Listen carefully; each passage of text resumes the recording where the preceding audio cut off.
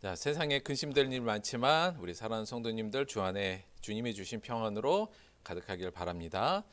자, 오늘 본문 말씀은 베드로전서 2장 13절에서 17절까지의 말씀 보도록 하겠습니다. 신약성경 379페이지 베드로전서 2장 13절에서 17절까지 말씀입니다.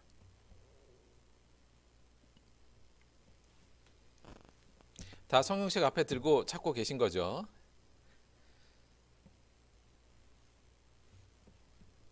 베드로전서 2장 13절에서 17절까지의 말씀 우리 한 목소리로 봉독해 보도록 하겠습니다. 인간의 모든 제도를 주를 위하여 순종하되 혹은 위에 있는 왕이나 혹은 그가 악행하는 자를 징벌하고 선행하는 자를 포상하기 위하여 보낸 총독에게 하라. 곧 선행으로 어리석은 사람들의 무식한 말을 막으시는 것이라. 너희는 자유가 있으나 그 자유로 악을 가리는 데 쓰지 말고 오직 하나님의 종과 같이 하라. 뭇사람을 공경하며 형제를 사랑하며 하나님을 두려워하며 왕을 존대하라. 아멘. 오늘은 하나님의 종으로서 이런 제목으로 오늘 본문 말씀을 중심으로 하나님의 말씀 함께 나누도록 하겠습니다. 사람이 일단 사람을 만나게 되면 제일 먼저 하는 게 뭐냐면 관계 설정입니다. 우리가 어떤 사람이든 물리적으로 사람을 만나게 되면 맨 처음에 하는 게 이 부분이에요. 관계 설정.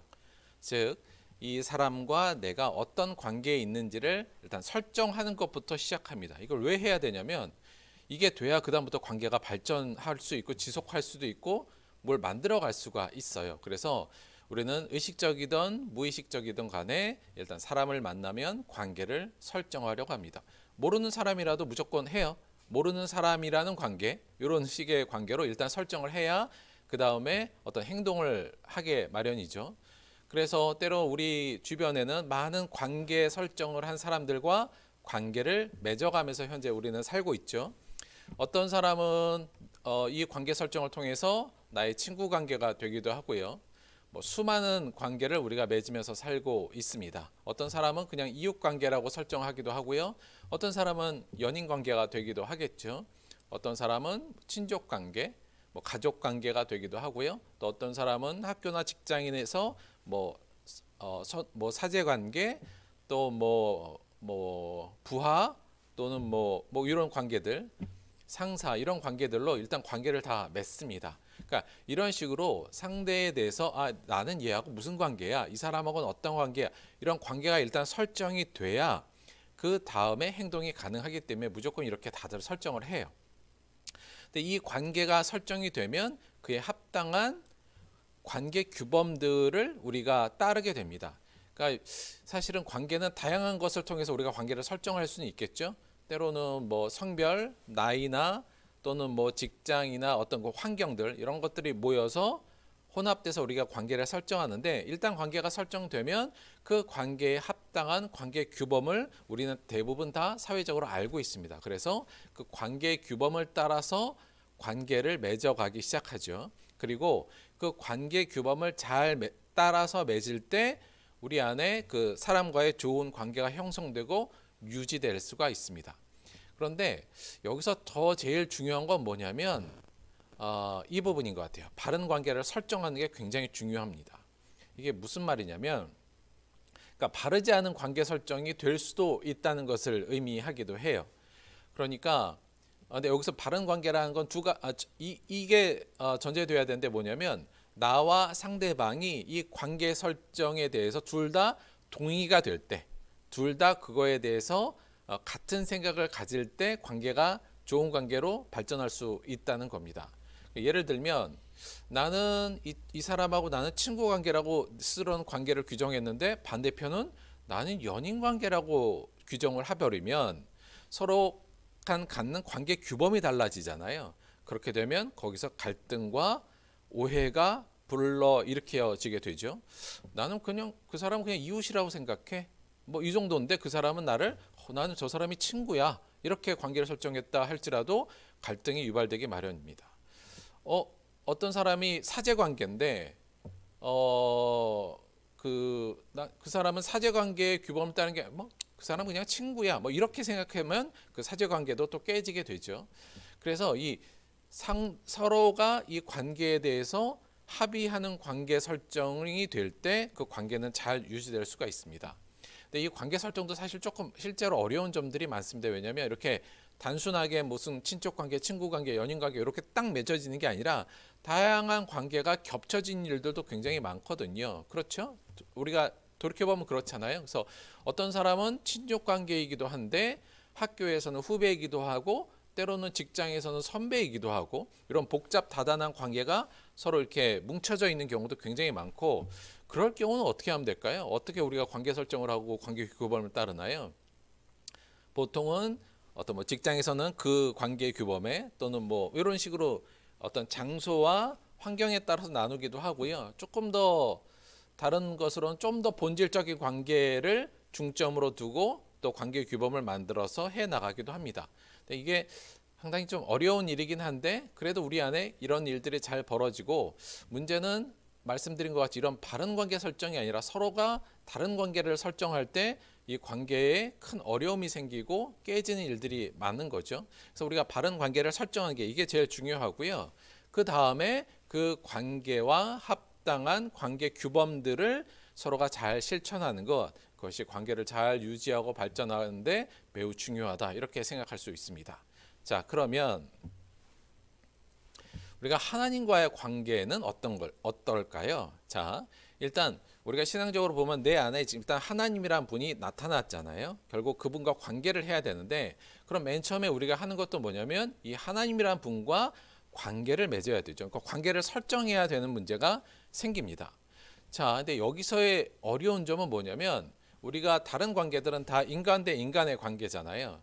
그래서 이미 익숙한 관계이고 그거에 관한 관계 규범도 잘 나와 있는데 근본적으로 하나님과 나는 이게 신과 인간이라는 아주 존재론적인 구분이 되는 관계지 않습니까? 그러니까 사실 이 관계를 설정한다는 것이 굉장히 어렵습니다. 그러니까 어렵다기보다는 거의 불가능할 수도 있는 부분이기도 하죠.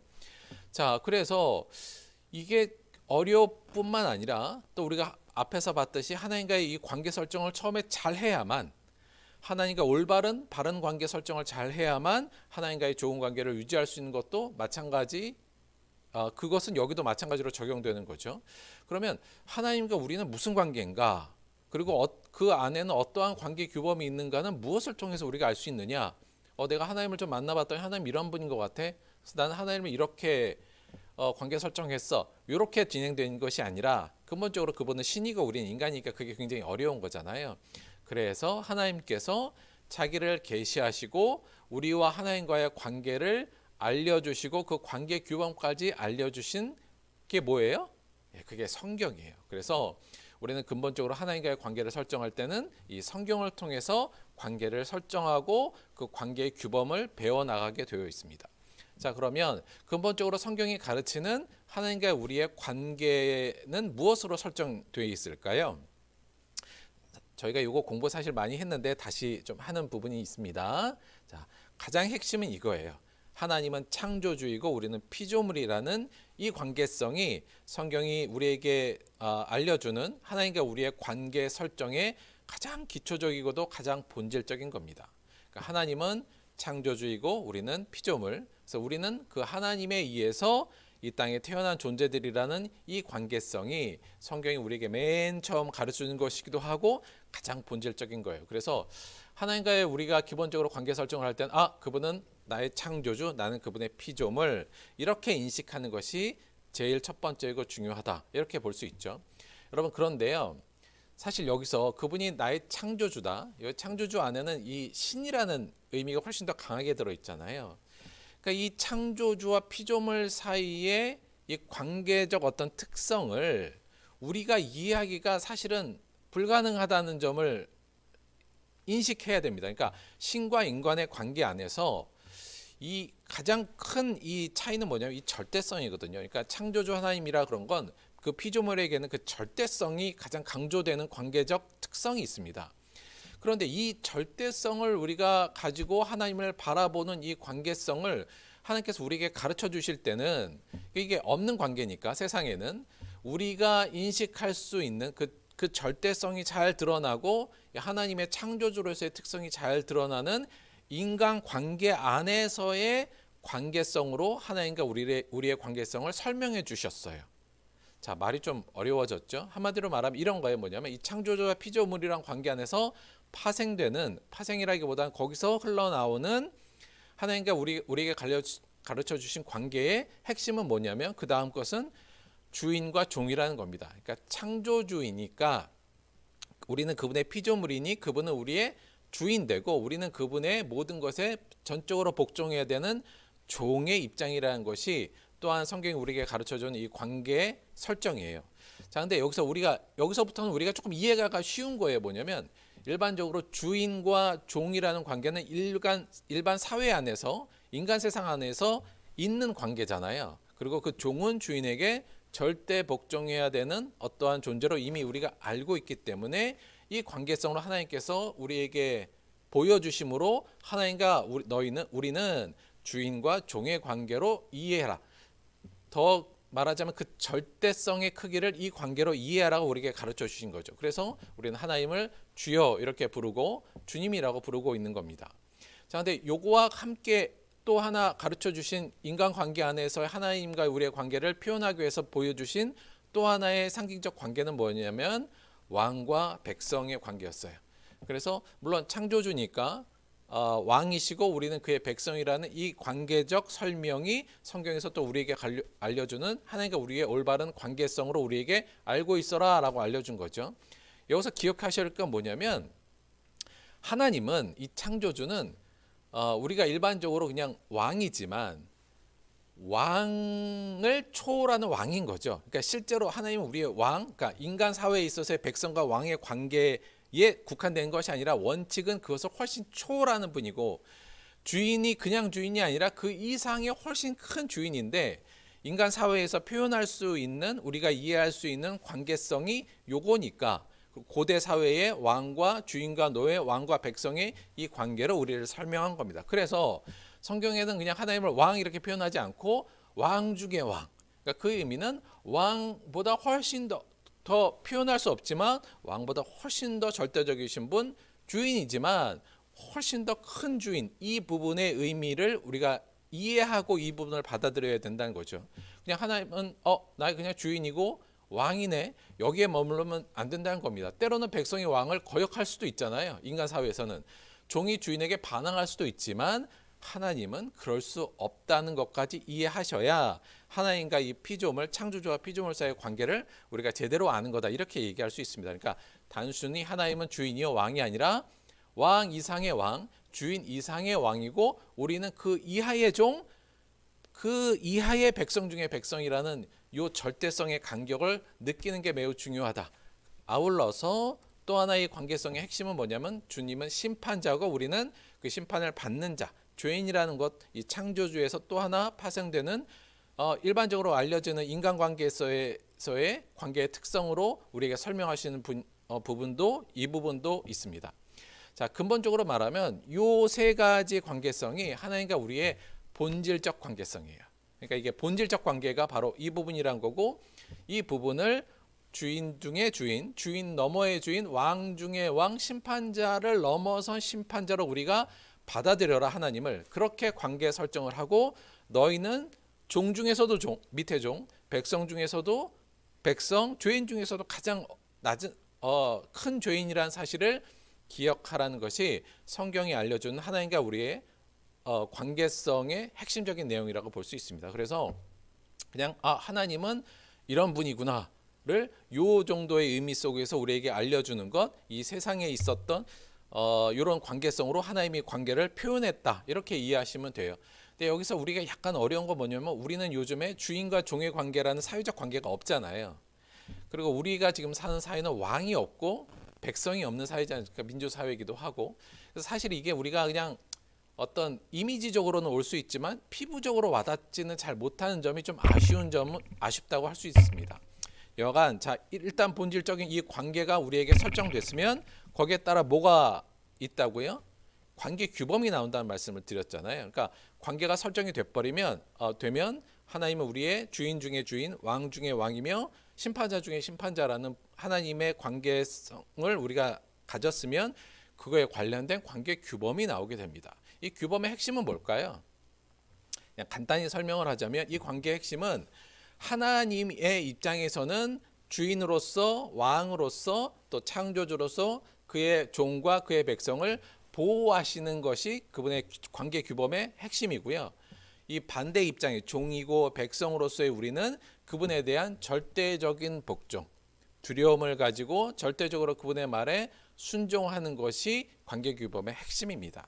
그래서 한마디로 말하면 이 절대성, 그러니까 하나님에 대한 그 주인에 앞서 종으로서 왕에 대해서 백성으로서 절대성을 갖고 대하는 것이 가장 중요한 핵심이라고 볼 수 있을 것 같아요. 그래서 하나님과 우리의 관계는 사실 이런 관계입니다.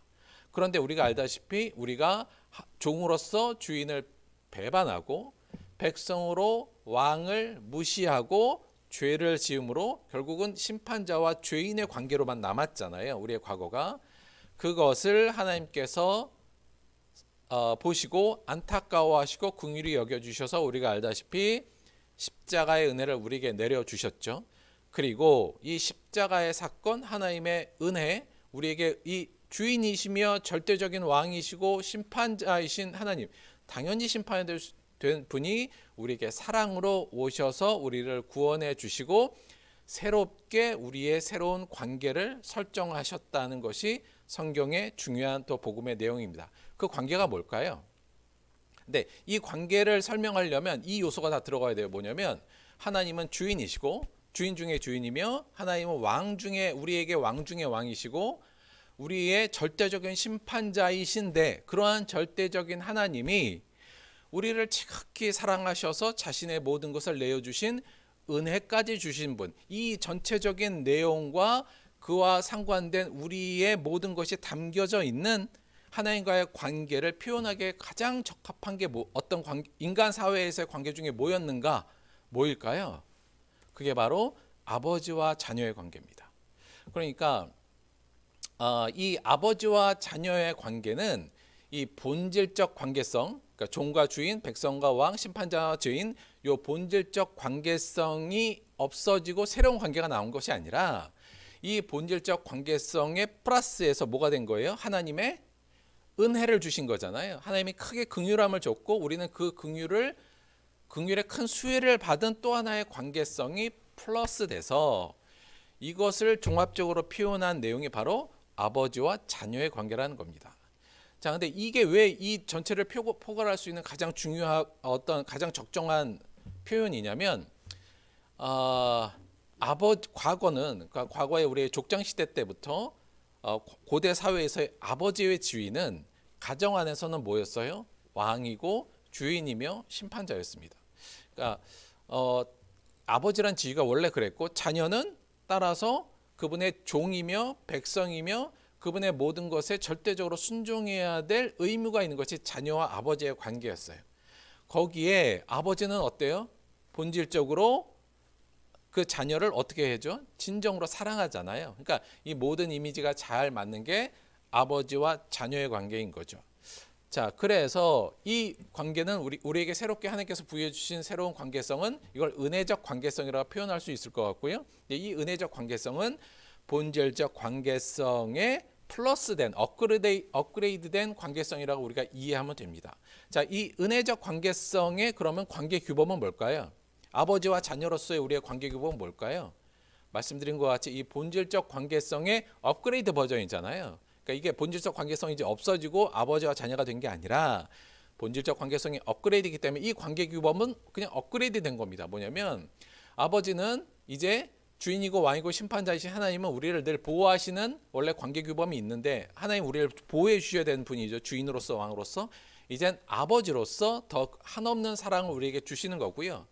우리는 이제 그럼 이 아버지 하나님에 대해서는 어떠한 우리의 관계 규범의 핵심이 뭐냐? 우리 입장에서는 우리는 그분의 원래 종이며 백성이고 원래는 이제 그분에게 배신해서 심판받을 수 없는 존재였는데 따라서 그분에게 원래부터도 절대적으로 순종해야 될 존재였는데 이제는 은혜까지 입었어요. 은혜의 빚까지 졌잖아요. 그래서 그 복종의 강도는 이젠 절대적인 복종을 해야 되는 존재로서 우리의 어떤 관계의 특징을 우리에겐 자녀로 온 겁니다. 그래서 이 아버지와 자녀의 관계는 이 본질적인 관계를 오히려 플러스되고 업그레이드된 것이다. 다시 말하면 관계 규범이 서로 다르지가 않잖아요. 그러니까 아버지와 자녀, 주인과 종, 왕과 백성, 심판자, 죄인은 서로 다른 관계 규범이 아니라 근본적으로는 거의 같은 관계, 하지만 아버지와 자녀가 은혜가 플러스된 훨씬 더 강화된 관계라고 우리가 이해하면 되는 겁니다. 그래서 아버지, 하나님은 우리의 아버지입니다라고 할 때는 이 앞에 있는 내용들, 그분은 나의 주인이며 왕이며 심판자이고 우리에게 은혜 주신 분이라는 이 전체 이미지가 함께 우리에게 들어와야 우리가 하나님과 올바른 관계를 설정한다, 이렇게 이야기할 수 있는 거예요. 자, 문제는 이게 성경에서 가르쳐주는 하나님과 우리의 관계적 설정이고 너희는 이러한 규범에 따라서 하나님과 관계해라, 이렇게 우리에게 성경이 알려주는데 문제는 우리가 이걸 이렇게 잘 받아들이지 않는 경향이 있습니다. 그러니까 일반적으로 교회 처음에 오면 사실 이 관계성에 대해서는 거의 크게 가르쳐주질 않아요. 가르쳐주는 게 아니라 크게 관심 없기도 하고 가르쳐주지 않습니다. 뭘 일단 강조하냐면 하나님 우리의 아버지예요, 이렇게 시작하잖아요. 근데 우리가 이 아버지와 자녀, 아버지고 그럼 우리는 자녀잖아요. 그럼 이게 우리 입장에서는 그냥 우리의 일반적인 인간관계에 있어서의 아버지와 자녀의 관계를 우리가 생각하고 하나님도 그 선 안에서 이해하려는 어떤 문제점이 발생합니다. 특히나 과거에는 아버지가 가부장적 사회에서는 오히려 하나님의 이미지가 이 아버지의 이미지에 잘 투영이 됐는데 아시겠습니다. 오늘날 아버지는 가정에서 어떤 존재인가요? 절대적인 존재인가요? 안 그렇잖아요. 그러니까 아버지는 요즘 가정에서 아버지는 어떤 존재인가요? 제일 희생해야 되고 제일 양보해야 되고 때로 자녀들에게 친구에게도 밀리는 존재가 아버지이지 않습니까? 자, 그러니까 오늘날의 이런 그 자체 가부장적 사회가 좋다는 것이 아니라 오늘날의 문화적 환경에 의해서 아버지의 이미지가 과거 이미지와 많이 변했다는 거죠. 자, 그러니까 이 아버지의 이미지만으로 하나님을 바라보게 되는 문제가 생겨서 이 밑에 관계 규범 중에 절대적 복종도 사실 우리에게 희미해지는 어떤 일이 벌어집니다. 그래서 이렇게만 인식하게 되면 이 새롭게 하나님을 만난 사람은 하나님을 맨 처음에 어떻게 이해하고 관계를 생각하냐면 하나님인데 그분은 나의 아버지이고 그분은 나를 한없이 사랑하시는 분이네, 이 정도까지만 이해를 해서 최고 능력자 하나님이 이제 내 아버지로 내 편으로 와 계시는 거구나, 은혜로다, 이렇게 하나님과의 관계 설정을 해버리는 것이 문제라는 겁니다. 이것은 일종의 오해인 거죠. 핵심은 이 하나님과의 바른 관계, 성경적 관계 안에 우리가 꼭 있어야만 올바른 신앙생활을 할 수 있다는 부분을 다시 한번 강조를 드립니다. 지난주에 이 구역장님 얘기를 잠깐 했었잖아요. 기억나시죠? 우리 아이들이 이번에 대입시에 실패하면 하나님의 영광을 가리게 된다라고 저에게 오셔서 호소했던 구역장님의 얘기를 조금만 더 드리자면, 지난주에 이분이 가지고 있었던 어떤 좀 오해된 모습, 오해된 믿음의 내용 중에 이게 있다 그랬어요. 하나님은 나의 성공을 바라신다. 내 성공은 하나님께 영광이 된다. 근데 이 오해가 대체 어디서부터 왔는가? 물론 다양한 것이 있을 수 있겠습니다만 방금 말씀드린 그런 하나님에 대한 관계 설정의 오류에서부터 온다고 볼 수 있습니다. 이렇게 보면 돼요. 하나님은 나의 성공을 바라신다를 아버지로 바꿔서 생각하면 우리의 육신의 아버지는 나의 성공을 바라신다, 의심할 여지가 없죠. 자, 내 성공은 육신의 아버지께 영광이 된다, 이거 의심의 여지가 없이 사실입니다. 다시 말해서 육신의 아버지와 나와의 관계, 하나님 아버지를 단지 육신의 아버지와의 모습으로 투영시켜서 하나님을 이해하다 보니 내가 잘된 건 우리 아버지가 너무 좋아해요. 우리 아버지에게도 영광이 되니 하나님에게도 영광이 되는구나. 우리 아버지가 내가 정말 이 세상에서 세상적으로 성공하기를 바라시는데 그럼 하나님도 그렇게 바라시겠네? 이렇게 너무 쉽게 생각한다는 얘기죠. 정말 하나님이 바라시는 것, 하나님의 영광 되는 것이 무엇인지 성경을 통해서 배우려고 하기 이전에 이미 이런 생각이 이미 각인돼 버린다는 겁니다.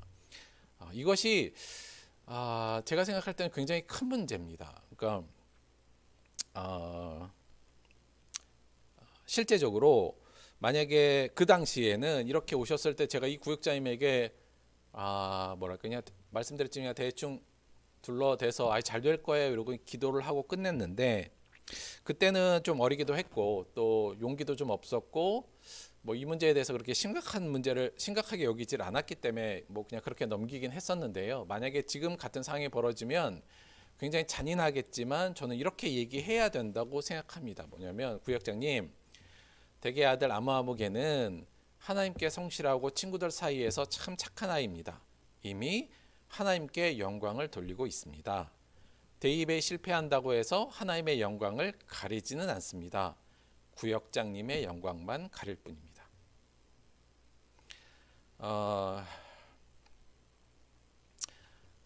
이게 왜 이러한 어떤 신앙적 어떤 양태가 왜 심각하냐면요. 여러분 이렇게 생각하시면 이렇게 한번 생각해 보죠. 만약에 이 구역장님의 아들이 이 아들이 결국 대입에 실패했다는 말씀을 드렸잖아요. 자, 그러면 이 아이는 원래적으로 성경적으로 보자면 하나님과의 관계에서 볼 때는 훌륭한 아이입니다. 교회에 성실하고 친구들 사이에서도 굉장히 착한 아이였어요. 그리고 하나님 보시기에는 나를 참 영광스럽게 한다 이렇게 하나님께서는 평가하시는 건데, 이 부모에 의해서 이 아이는 어떻게 된 거냐면 대입에 떨어져서 하나님의 영광을 가리운 아들로 낙인돼 버리잖아요. 이 아이에게는 얼마나 이게 큰 상처겠습니까? 그런데 더 큰 문제는 이 아이가 그럼 이 상처를 결국 이겨냈다 할지라도 이 아이가 커서 자기 아이들에게는 어떠한 모습으로 다가갈까요? 마찬가지 아닐까요? 나는 하나님의 영광을 가렸지만 그때 너만큼은 해야 된다라고 그 아이를 또 그런 식으로 인도하지 않겠습니까?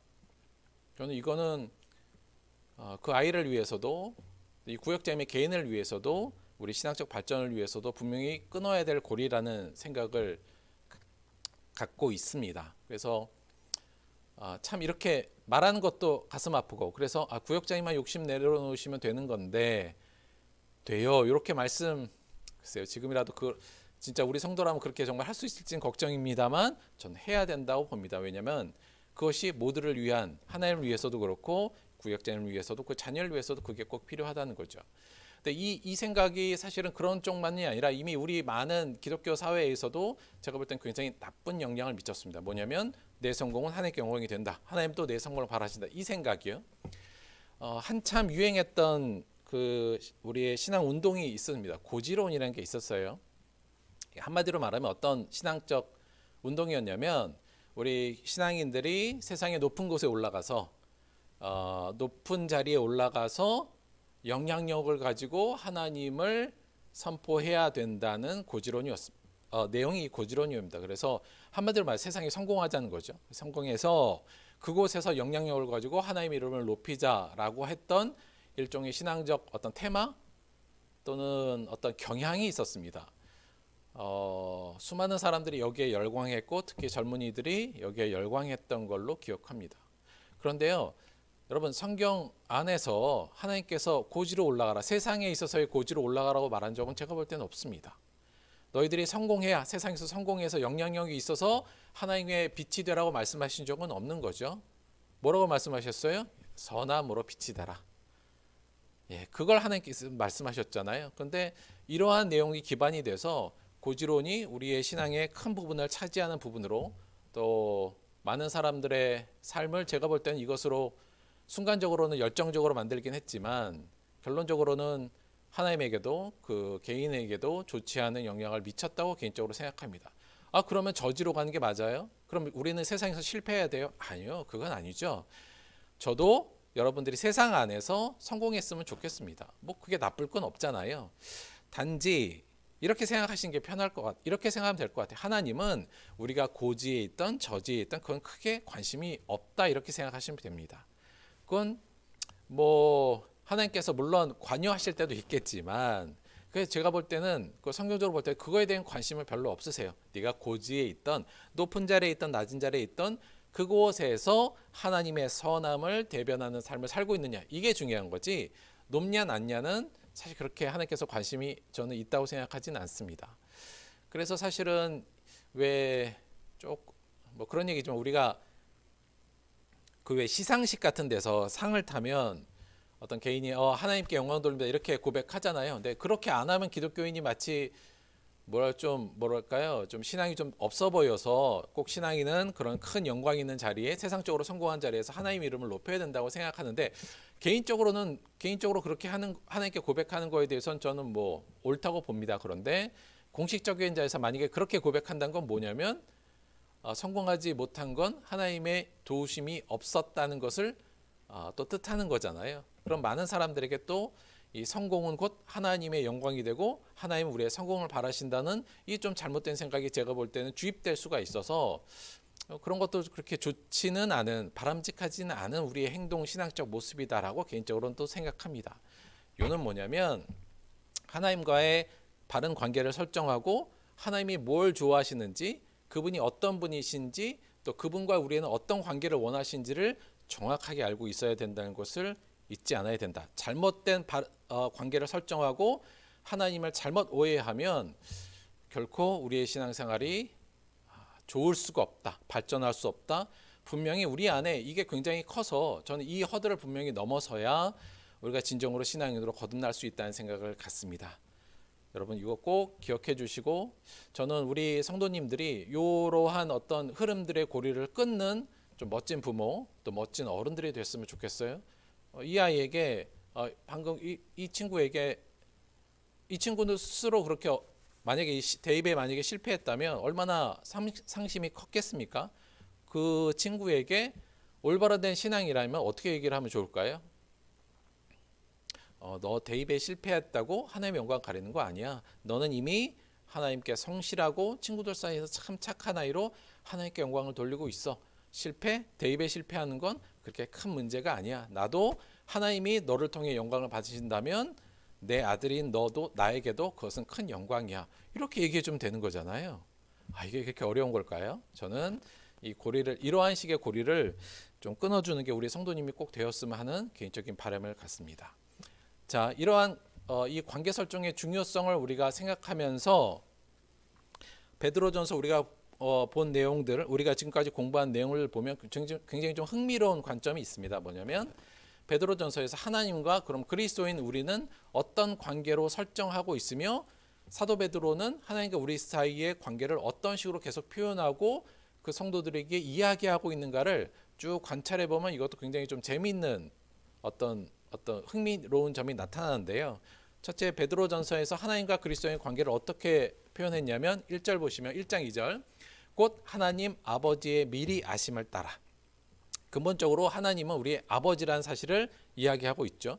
이게 은혜 받은 십자가 은혜 안에서 우리에게 기본적으로 오는 제일 중요한 관계인 건 맞습니다. 하나님을 아버지라고 불렀고요. 그 다음 보시면 1장 5절 너희는 말세에 나타나기로 예배하신 구원을 얻기 위해 믿음으로 말미암아 하나님의 능력으로 보호하심을 받았느니라. 아버지의 관계 규범의 핵심은 뭐예요? 우리를 보호하시는 거라는 거잖아요. 그 내용이 나와 있고요. 그 다음은 우리를 어떻게 표현했냐면 너희가 순종하는 자식처럼. 자식인데 어떤 자식이에요?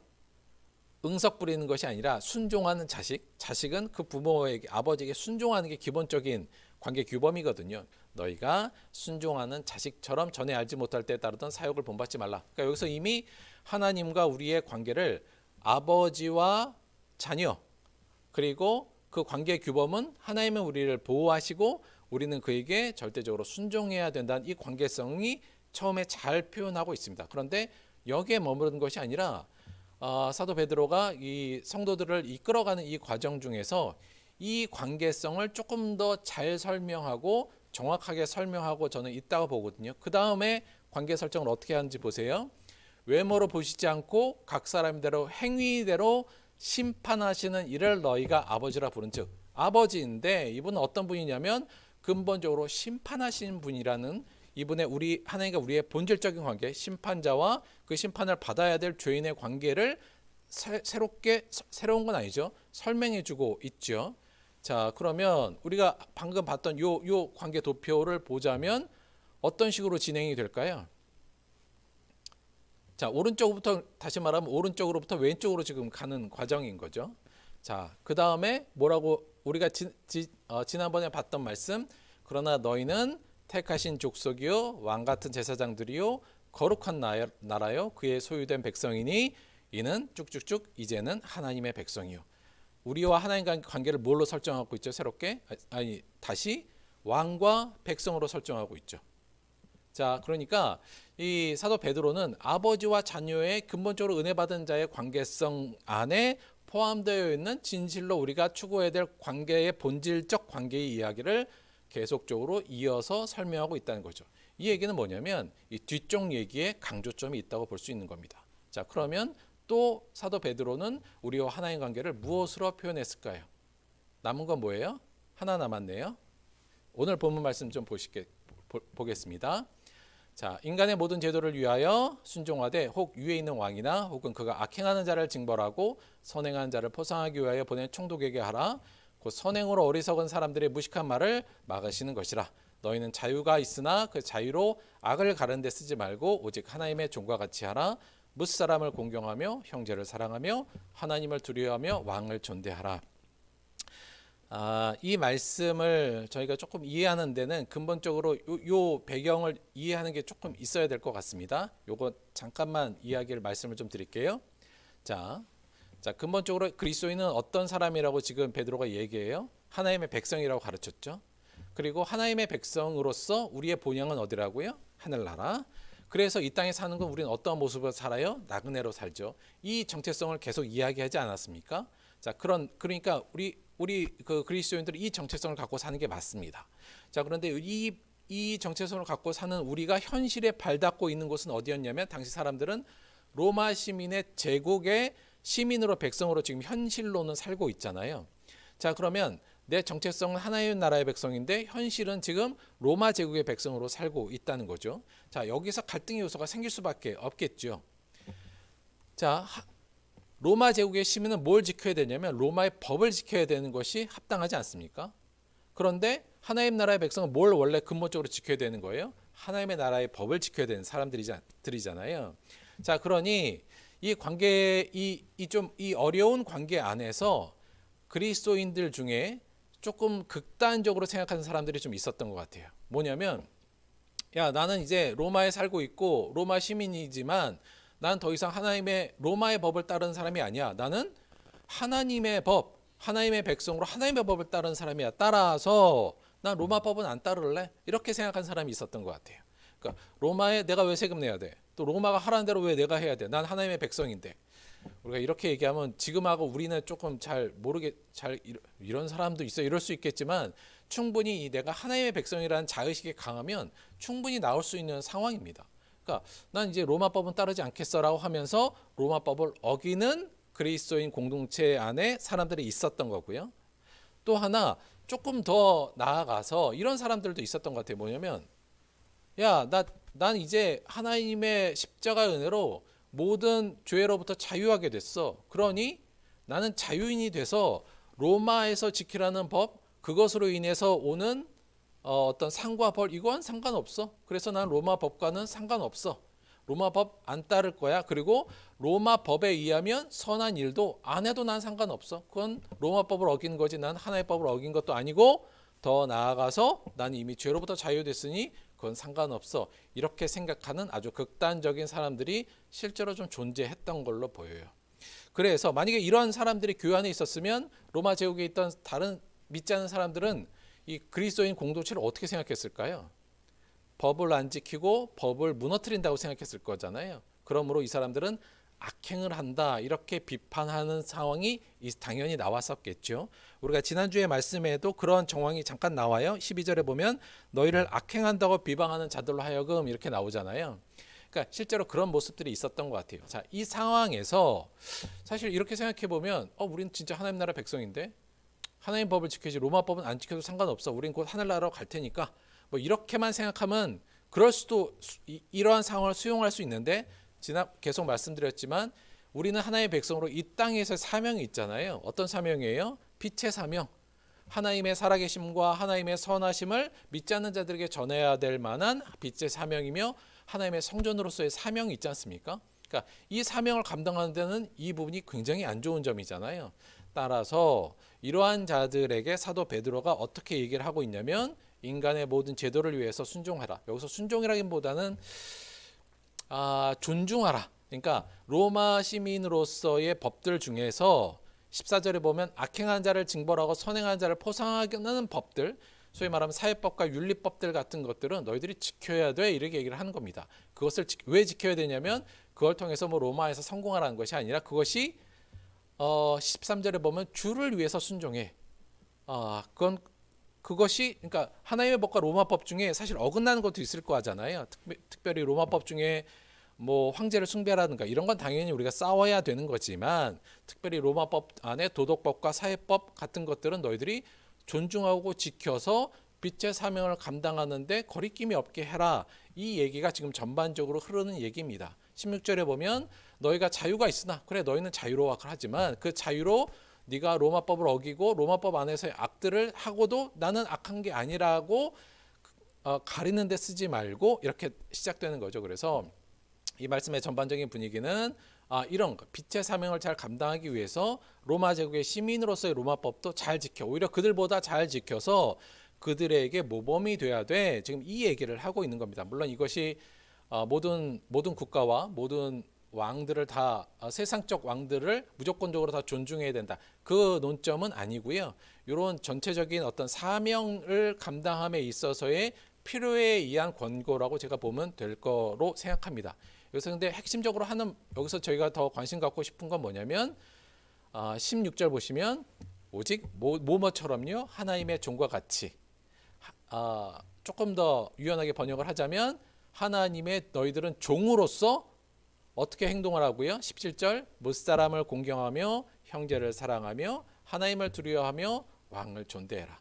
너희가 하나님의 이제 종으로 너희를 스스로 생각하고 하나님을 너희의 진정한 주인으로 생각하고 그 하나님을 두려워하고 그분의 말씀을 무겁고 정말 중하게 생각해서 그분의 말씀인 모든 사람을 공경하고 형제를 사랑하며 그와 함께 로마의 법을 준 왕도 존대해서 빛의 사명을 잘 감당해라. 그러기 위해서 너희는 누구라고 생각하라? 하나님의 종인 걸 잊지 말아라. 전체적인 이 내용을 저희는 오늘 조금 더 강조해서 보려고 합니다.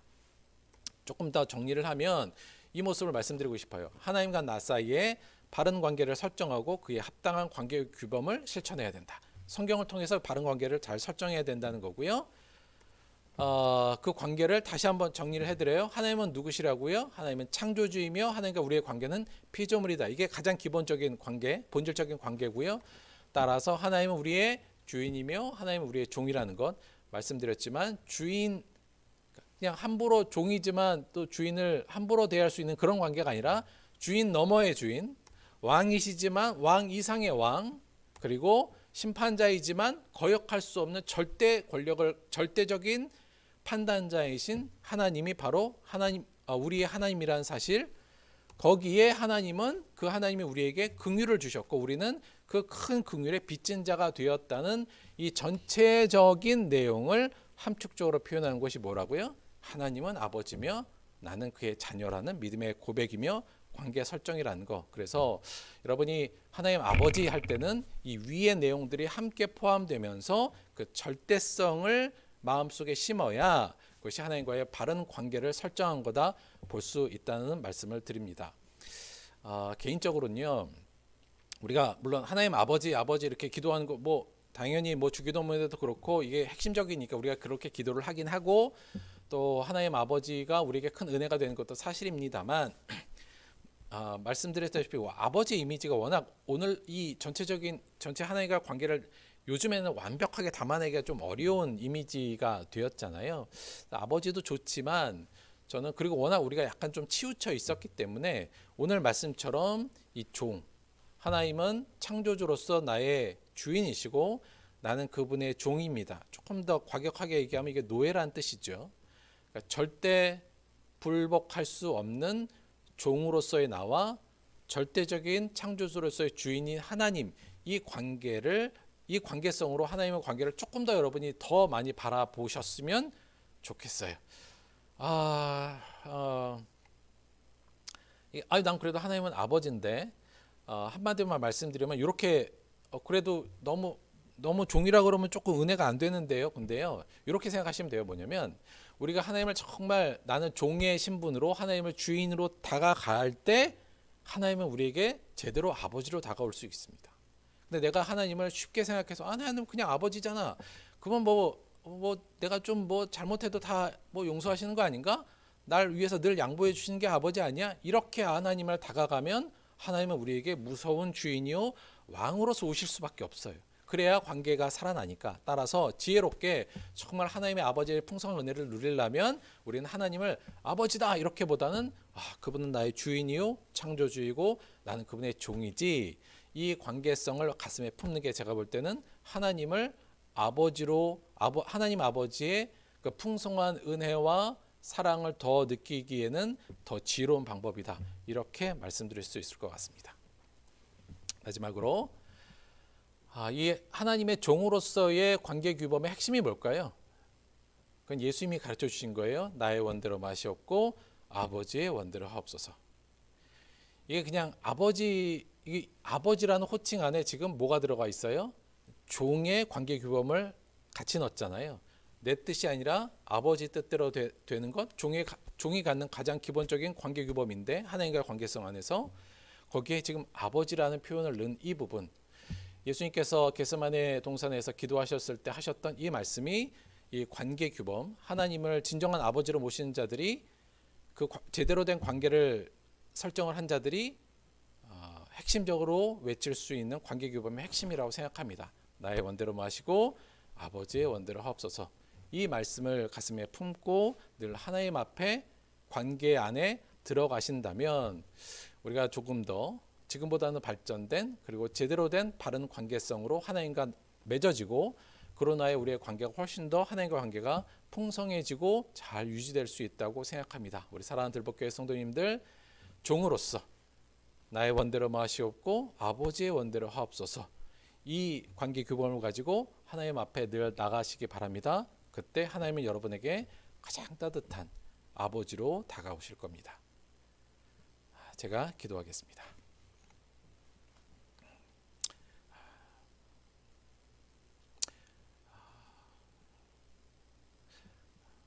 하나님, 용서하여 주옵소서.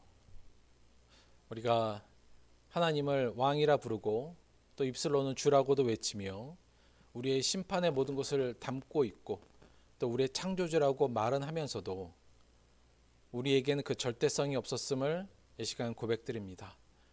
우리가 하나님을 아버지라 부를 때 우리가 마땅히 가져야 될 이 본질적 관계의 설정을 잊지 않는 자 될 수 있도록 인도하여 주옵시고, 하나님에 대한 두려움과 절대성을 놓치지 않는 하나님의 종으로서 하나님과의 관계 안에 들어가는 우리들 될 수 있도록 역사하여 주옵소서.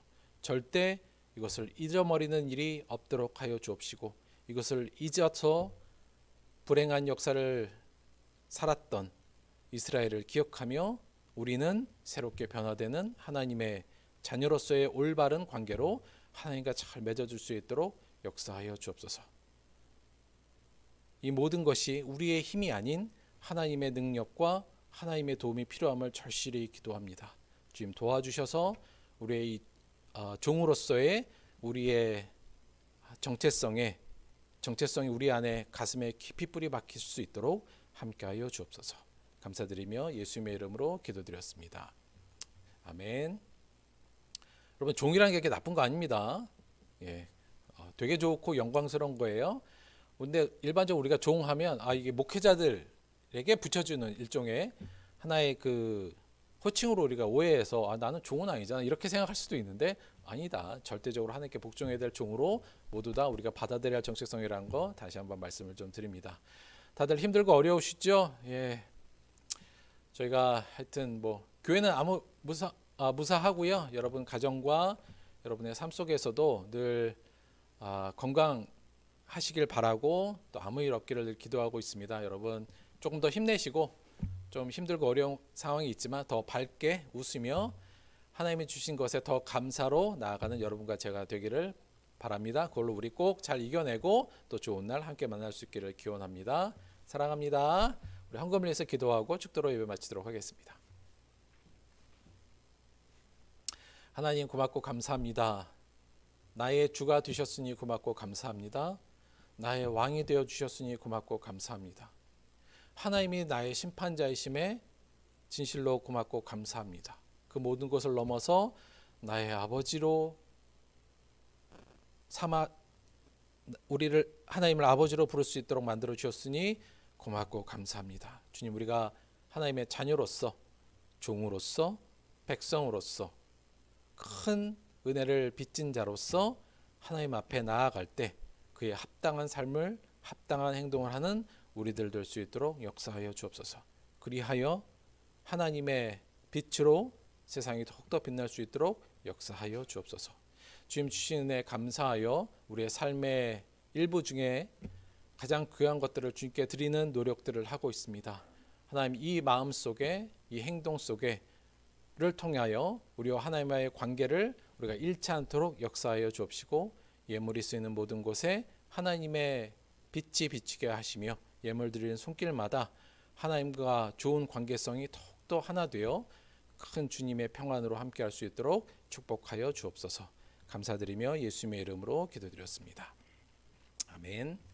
지금은 우리 주 예수 그리스도의 은혜와 아버지 하나님의 영원하신 사랑과 보혜사 성령님의 내주 교통하심이 올바른 자녀의 모습으로, 특히 종으로서 하나님을 바라보며 하나님의 명령에 순종하며 이 땅의 빛의 사명을 감당하러 결단한 사랑하는 우리 모든 들법교회 성도들의 삶 속에 지금부터 영원토록 함께하기를 간절히 축원드리옵나이다. 아멘.